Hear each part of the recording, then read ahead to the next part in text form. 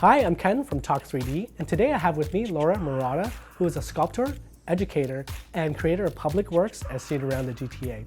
Today, she's going to share with us the great project she's been working on.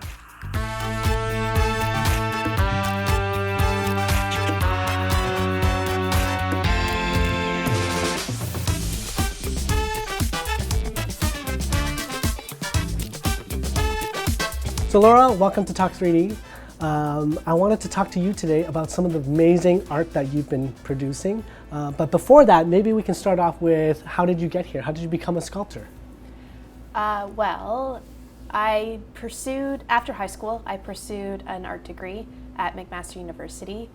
So it was a 4-year program, and there we really got to jump in and work in the studio as well as work and learn about art history and some theory.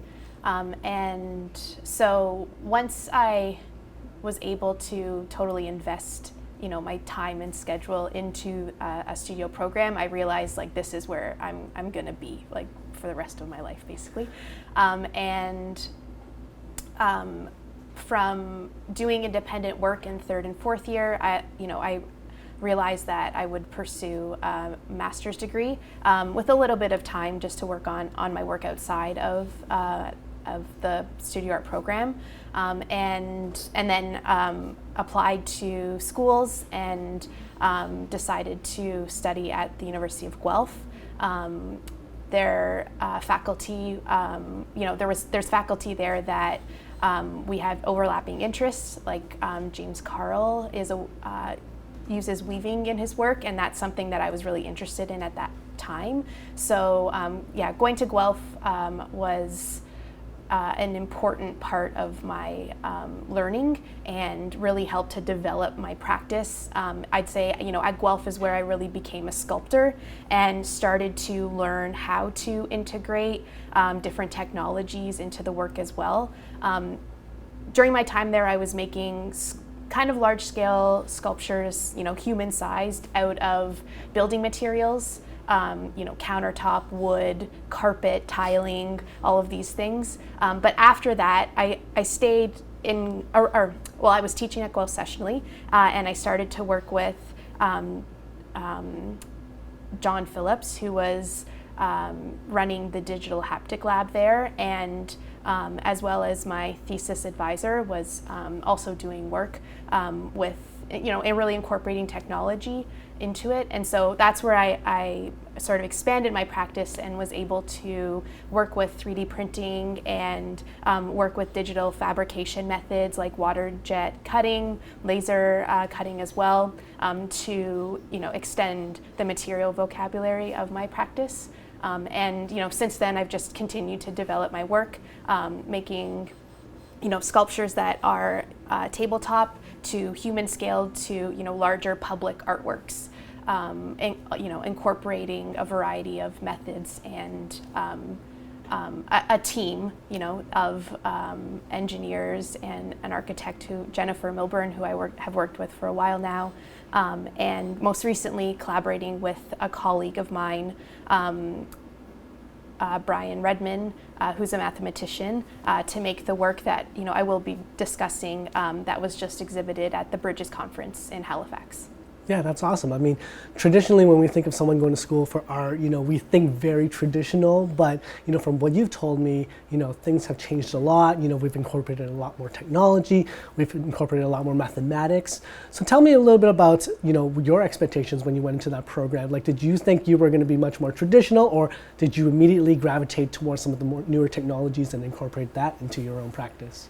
When I was studying my MFA? Yeah, at that point, I really didn't realize what was out there in terms of integrating technology into the work. And I'd say, but interestingly enough, I had studied weaving leading up to my master's program. So after I graduated from undergrad and then the time before I started my master's, it was about 2 years, and I was working in the studio with the Weavers Guild at the Art Gallery of Burlington, and took some classes and worked particularly with a weaver, Lucy Slikerman, and learned a lot about the process of weaving. And so, talk about technologies, weaving really is, not one of the first, but one of the first sort of like, integrating a kind of technological process with the over-under and the loom and all of that. So, maybe it started there, but really when I was making the work during my master's, I was in the wood shop, doing everything by hand. And it was good, and it got me to make like large scale sculptures. But it was really after where I wanted to explore, really dive into the geometry of the forms that I was using, understand some of the math behind it, but in terms of like what are the interior angles, what exactly are these shapes, how can I make the form out of different materials and at a different scale. And once actually I decided to make things smaller is when I needed, a joint or a bracket that was, that I could hold like between my two fingers. Mm-hmm. And that's really when, the 3D printing came into the conversation around making the work. Are there other students in your program that are less inclined to use technology? Is there somewhat of a battle going on between technology and art, or is it much more synergetic now where everybody's kind of embracing it?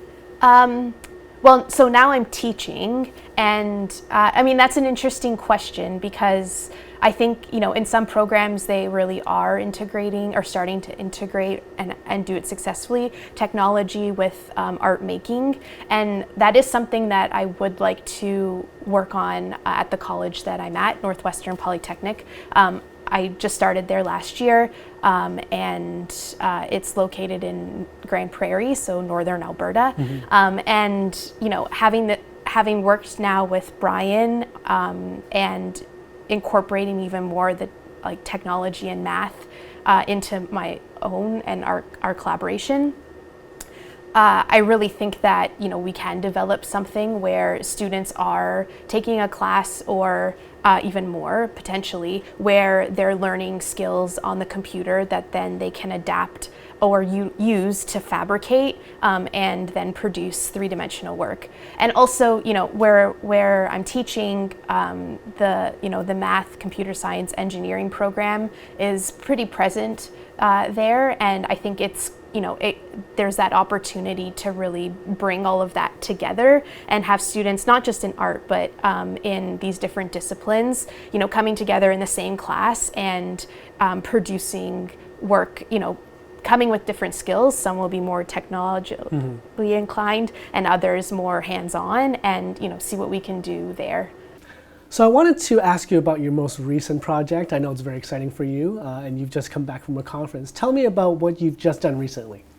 Yeah, so most recently, I have collaborated with my colleague at Northwestern Polytechnic, Brian Redman, who's a mathematician, teaches in the math department there, and we realized we have this shared interest in geometry and geometric form. So his interest in geometry up to this point has been more theoretical, and mine, as a sculptor, has been very hands-on and, fulfilling this desire to create something physical. Mm-hmm.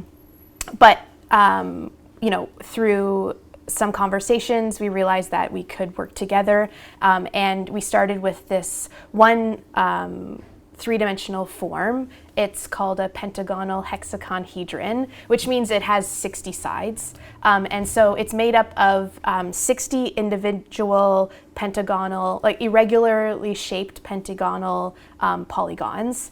And 5 of them come together and they make this sort of like floret. And then there's 12 groups of those 5, so that's how you arrive at 60. So you need a lot of math to get that together.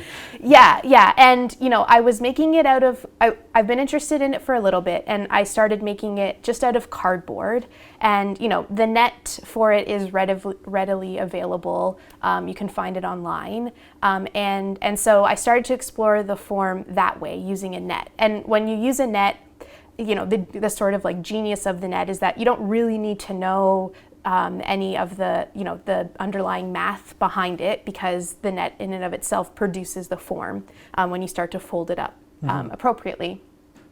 But, there's limits to that. I can only make it out of sheet material, cut and score.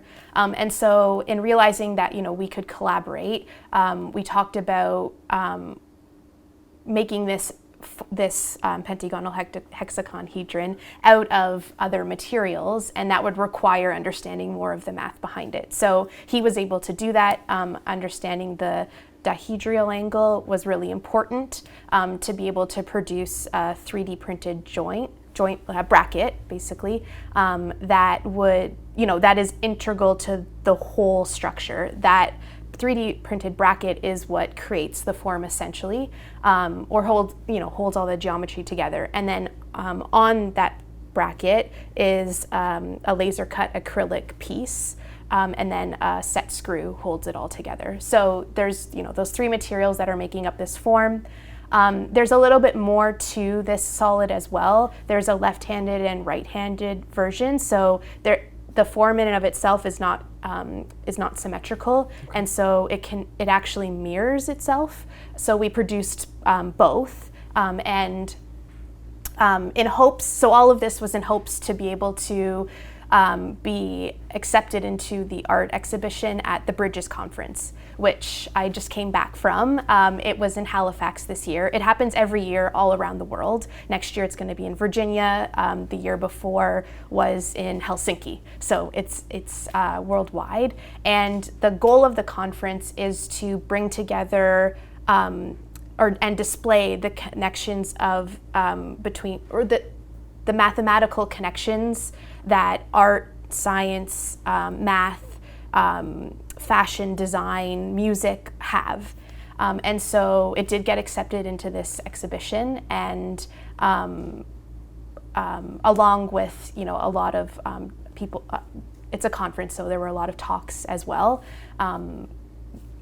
Really fulfilling experience. Sounds like the sculpture was a perfect manifestation of those values of that conference. Yeah, I think so. And so going back to making it, it really did require, this collaboration and, an understanding of the math. And Brian was also able to design on the computer the bracket, and then, we got the pieces laser cut. So a real integration of, my art practice and what I've been, physically doing and making and researching. And then, the added sort of knowledge and expertise of the math and the technology to really bring these two things together to successfully create the sculpture. And in the sculpture, how many pieces of acrylic and brackets did you need? So 60 pieces of the acrylic, and then 150 brackets, and then 300 screws. Okay. Yeah. And how long did it take you guys to put it all together? From when we started, so I'd say it was last fall where we started working on it, and then early in the winter, I was able to assemble it all. So, it took maybe about 4 or 5 months from start to finish to get it together. And how big is the sculpture? Because we're going to see a picture of it, but it's hard to get the scale sometimes. Yeah, so I like to say it's about the size of a basketball. Okay. Yeah, I think that gives, an idea. You hold it in two hands, but it, basketball size. And why did you decide to use acrylic and some of those materials for this sculpture? Yeah, the acrylic is really important in the sense that it's transparent, and so it gives you the opportunity to see into the form, and there's a real truth to materials that comes from that. So it's made of three things: the acrylic, the bracket, and the screw, and you see all of that. And because it's quite spherical, it really has this feeling of being like a bubble, and it feels very light and airy, I think all those qualities really contribute to, the exploration of, a geometric solid, which out of other materials might not have just that same feel Yeah. and lightness and approachability maybe. And in terms of the brackets that were 3D printed, did you immediately think that that was the solution? Like, hey, we need a bracket, it's not been created before, we need to make it ourselves? Or was it just like, how can we do it in the most efficient way as possible, and 3D printing just ended up being that solution to that problem? Yeah, well, I've used 3D printing before, so it was easy to arrive at it needing to be 3D printed, and already knowing the qualities like, ultimate customization as well as precision.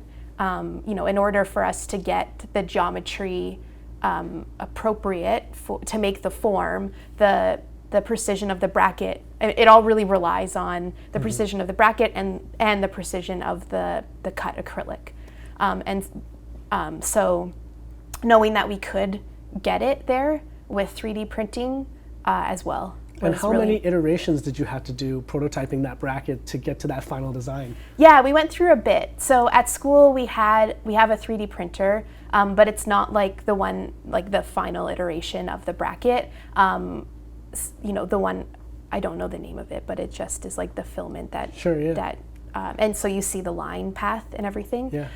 That was important. We had it readily available to us, and so just to mock it up and see how things are starting to come together, it probably happens a little bit quicker, that printing that way, and the expense is not there. So that was important at like the preliminary stage to just like see prototype, prototype, fit and finish, yeah, and then getting in touch with you, and we printed the bracket like 10 first, and received those, and so we knew it was going to work, but then we realized that we wanted to finesse the bracket just a little bit, round out the edges, and just make it a little bit more elegant. So then those alterations were made, and then we just went ahead and was able to go for it. That's amazing. I mean, we didn't know when we were printing these brackets what it would eventually be. So it's amazing to see the final product. Now that's something that you've made that's like basketball size, but you also mentioned you had smaller sculptures and even sculptures where they were really big. Can you tell me about some of the smallest ones that you've done up until the largest ones, and what that looks like? Yeah, so in my practice, I'm really dedicated to continuously exploring forms. And so that usually happens, at my desk with an X-Acto knife, a cutting mat, and cardboard or paper. And so those are the tabletop ones. And, now they're starting to become, not just made out of cardboard, but for example, this collaboration out of the acrylic and 3D printed joinery. But from there, the next jump up is to the scale of, let's say, our body. Mm-hmm. So I actively show in galleries and make work out of wood mostly for that. Still deeply rooted in geometric forms, mostly the truncated tetrahedron, and the color of the that's painted onto the wood is relevant to like contemporary pop culture, consumer culture, and colors that are in now. Like Pantone will prescribe colors of the year, and I often choose from that and paint the wood some of those colors, just to relate it to interior design and make it kind of relevant. So those will scale from, something that you feel like you could sit on, but more recently, and the largest sculpture for a gallery goes up to 18 feet. It starts on the floor and proceeds back on a diagonal and then connects to the wall. Mm-hmm. And that was shown along with two other sculptures at the University of Waterloo in 2019. And then the scale gets larger from there. So I've been fortunate to work on a few public art projects, one for the city of Hamilton that was also commissioned by Metrolinx, so it's at the GO station on James Street North. Another one a temporary work that was for the Cambridge Sculpture Garden, which is one that you can go and sit on. And then larger than that, in 2018, I was commissioned by the town of Oakville to create a permanent public sculpture for the front of a community center. So I took the form is called a rhombi cubo-octahedron. It's one of the Archimedean solids, and it's sort of like octagonal in nature, like when you stand back and just look at the silhouette, but it's actually made up of squares and triangles. And so I took this solid and had some fun with it. So, and I had previously been doing this, but not at this scale and not out of materials that, will remain permanent. Mm-hmm. It's a stainless steel sculpture. But so in playing with the geometry, I would sort of like do cutouts and take away sections of the interior. And it's quite a three-dimensional, not round, but it's got that kind of quality. And so, as you walk around, you'll see these different nooks and opportunities to for seating. And so being in front of a community center, it's functional in that way. And so you can hop on it, you can sort of like crawl into a little nook and actually physically be inside the sculpture. And so what I'll also say is that, these public art projects really require not just me, but I'm working with Jennifer Milburn, who's an architect, and she's got all the computer skills, and she's building the sculptures in SketchUp or in Rhino, and then those files go to the fabricator.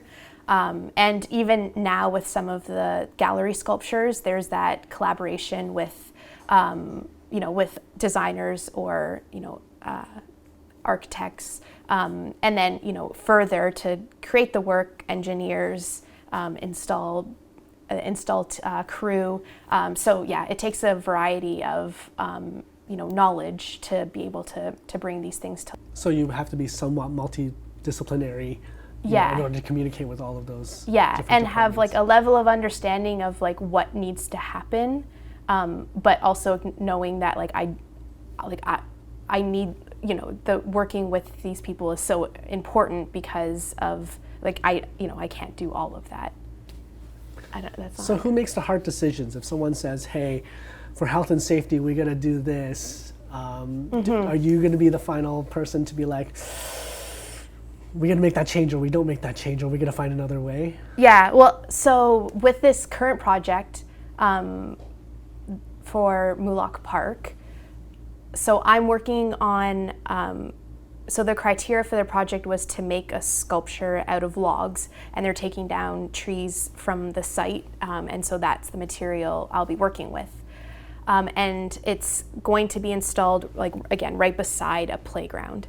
And so this is the first time where I've really had to consider the actual playground rules, because it's so closely situated that, and I make work that people can, stand on or sit on, or, in some way it encourages interaction.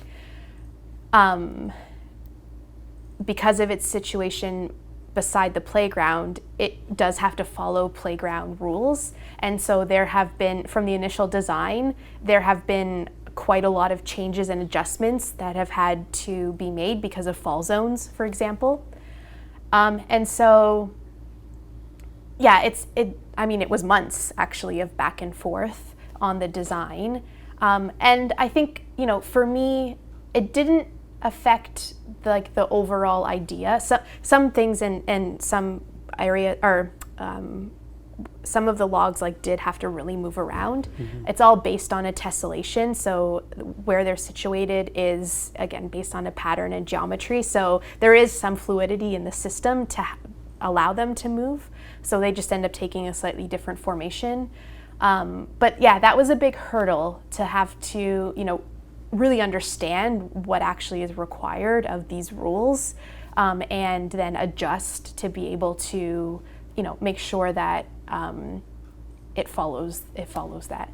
Do you feel like sometimes, if there's an inevitable change, that it's a concession, or are you pretty okay with it, where you're like, well, I understand that there's some practicality aspects to it that I have to consider? Yeah, I think I lean on the side of understanding, because it's, we're working in the public and there are parameters, and safety. So you can't really do much about it.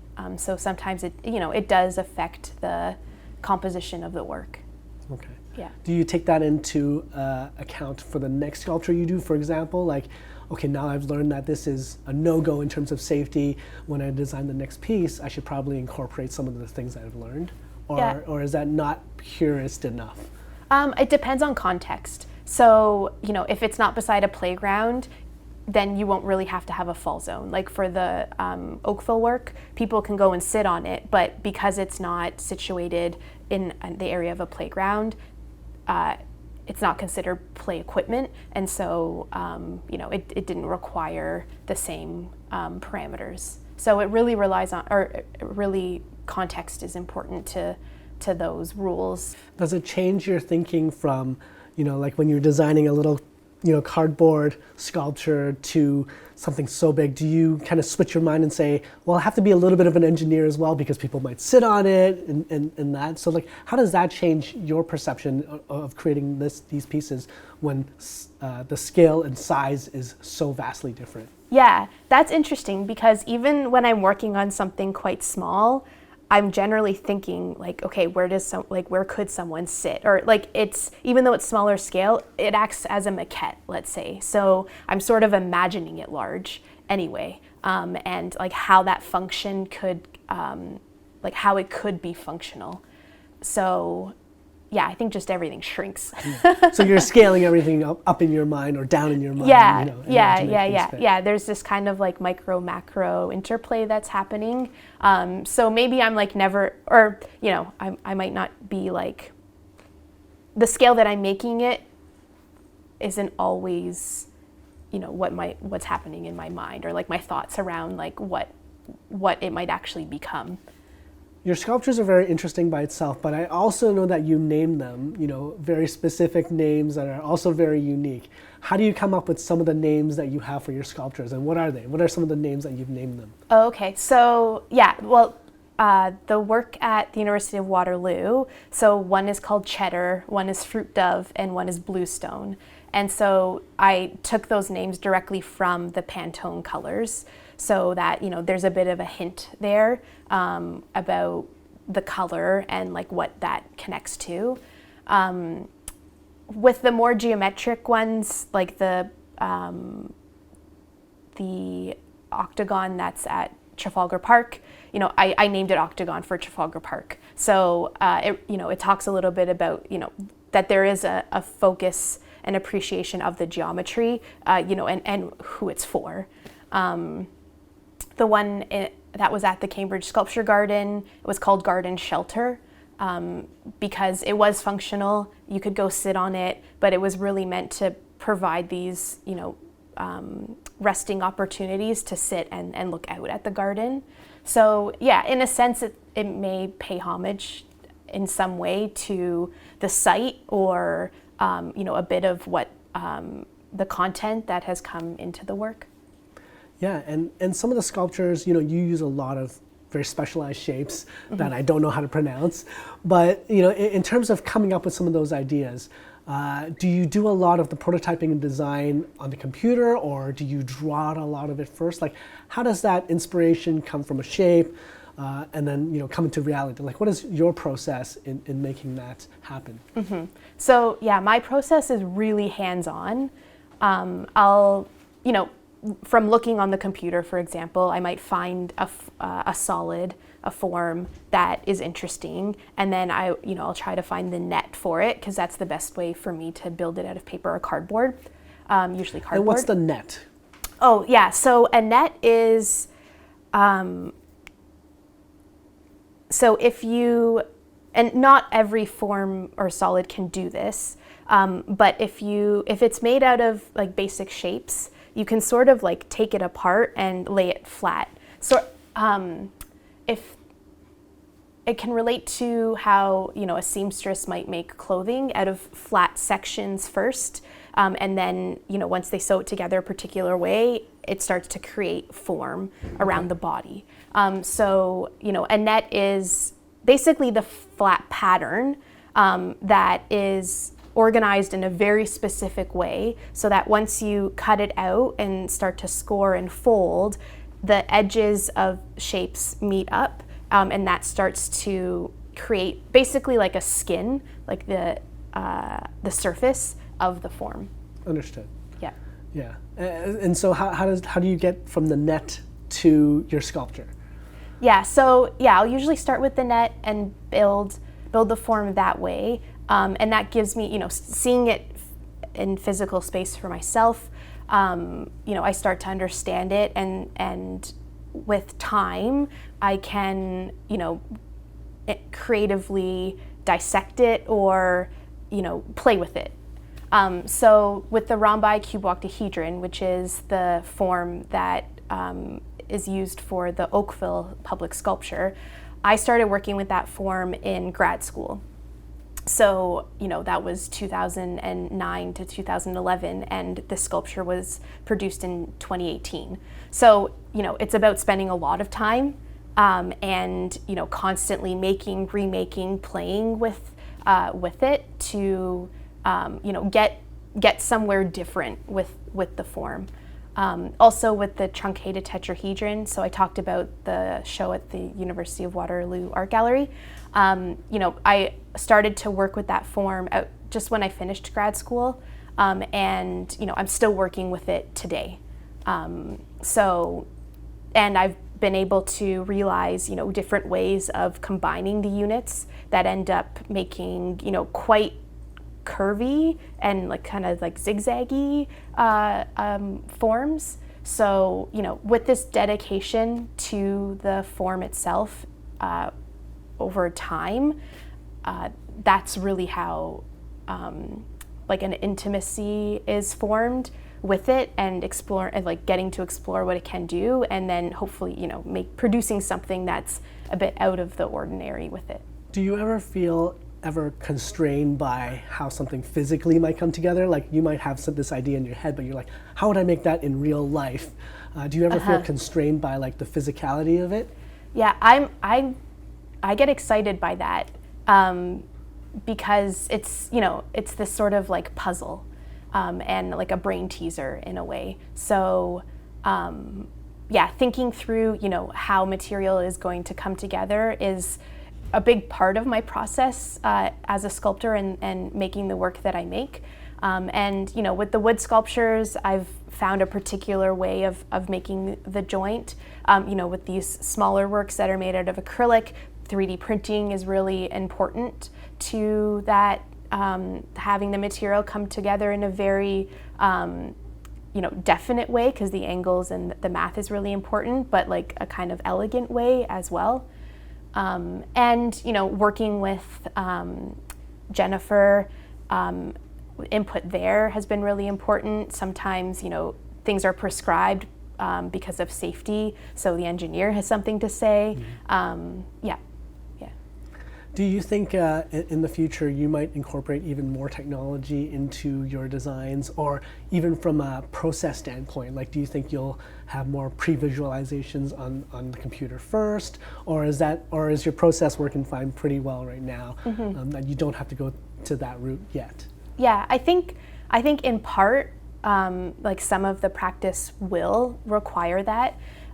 Brian and I have started to work on a new form, and there's some things that we've been able to work on in and figure some things out in a physical way first, but just by the nature of this form, it's also going to require more on the computer and more on the technology side than ever before that I've experienced.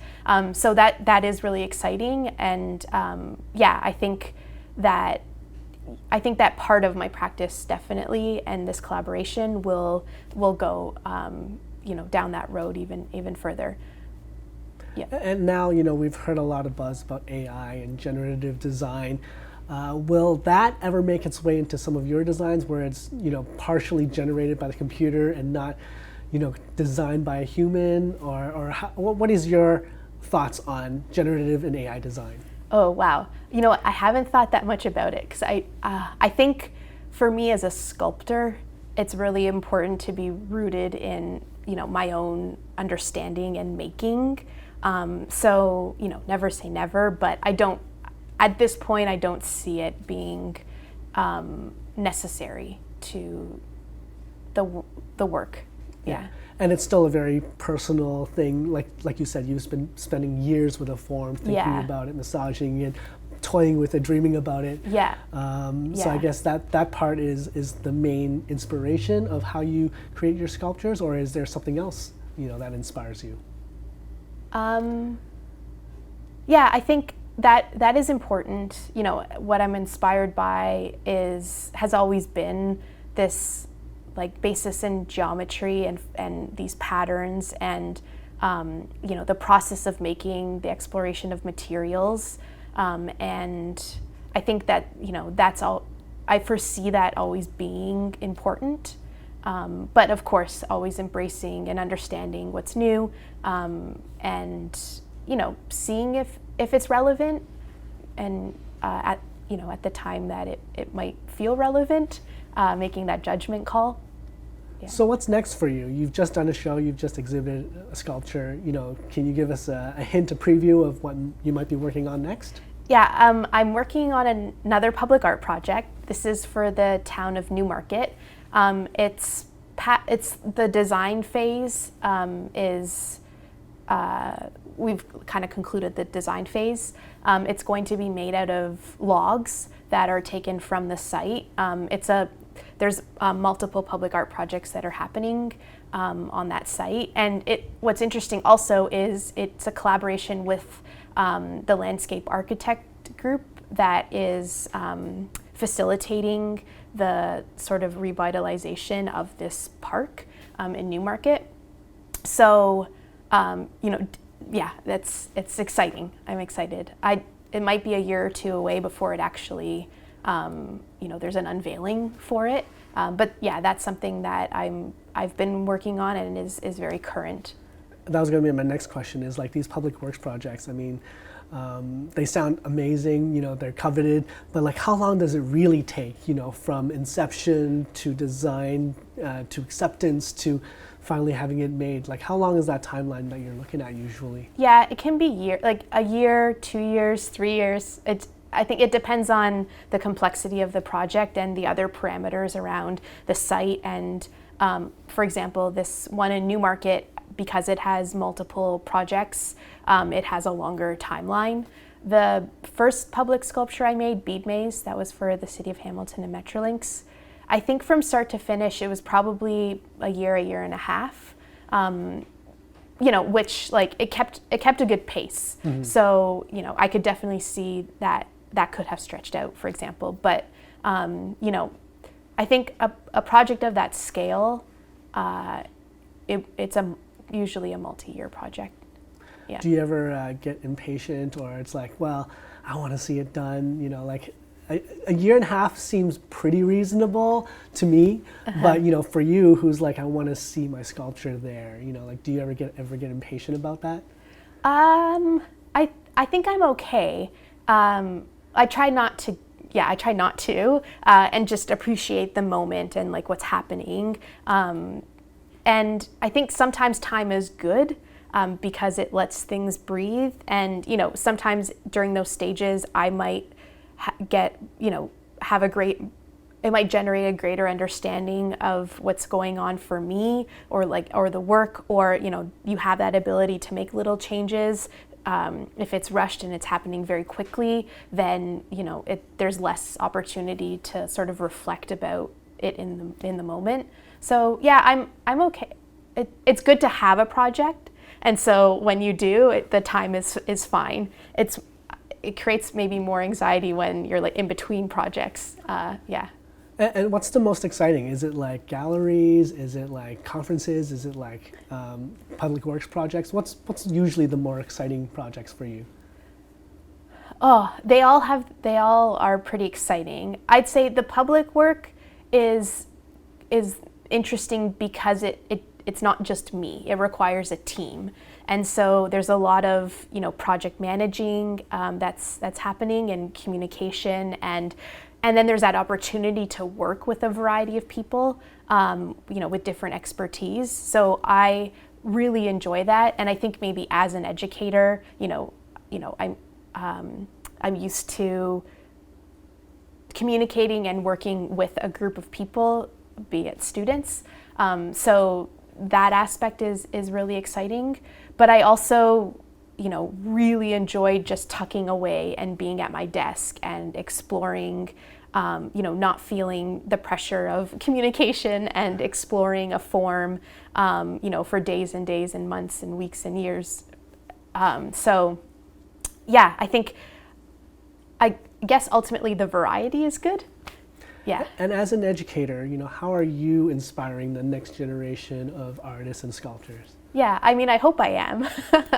I think, I have an excitement for the material, for the processes, for, relaying that knowledge, and I hope that the students feel that, and I think they do, and I think they get on board and are excited also to dive into, for them things are really new. And so, being able to communicate clearly, take them through processes, get them to explore different materials, to make form and to execute their larger idea.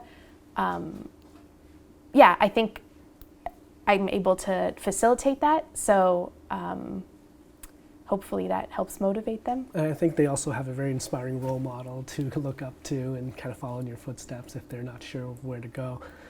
Before we wrap up, I wanted to ask you, if people want to see your sculptures, if people want to see more of your work, where can they find you? Yeah, so I have a website which displays images of the work that I've made. So it's laura-marotta.com. I don't know. It's lauramarotta.com. We'll put it on the screen. lauramarotta.com. My Instagram really shows sort of more up to date, or snapshots from me working in my studio, as well. The public art projects are available to. So where do we find your public art projects? Yeah, just recap for us. Okay, so there's a public work in Hamilton. It's on James Street North at the new Metrolinx station, new Metrolinx station. And then in Oakville at Trafalgar Park Community Center, it's right in front of the building. And then upcoming will be this public work that's situated right beside a playground, which is also very exciting to be among a playground area. That will be in Newmarket. It's called Moolock Park, but the date is still a year or two away. TBD, yeah. So wait for it. Yeah. Well, thank you so much for joining us. I think your stories and what you've told us today about how you integrate technology and art is really inspiring for the next generation. So thank you for sharing that with us. Thank you for this opportunity. It's been awesome.